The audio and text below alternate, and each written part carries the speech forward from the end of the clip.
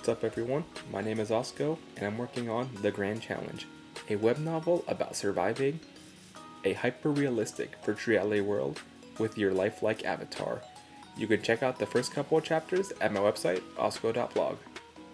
So, the reason this whole thing came about is I've been obsessed with the idea of a story where a normal person gets forcibly transported to a different world, and it's usually a pretty tropey way of doing fantasy stories, but I wanted a story where the person actually comes back.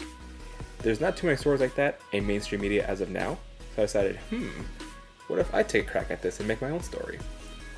So, at the beginning of the 6-week journey, I actually intended to release the first chapter of my story as a VR experience, which ended up being a lot harder than anticipated.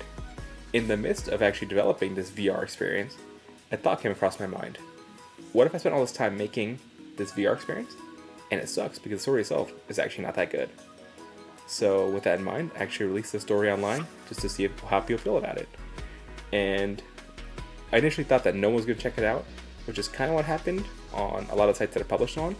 But what surprised me is that when I published on my own socials, a lot of friends came out to actually read the story, support me, and give me feedback.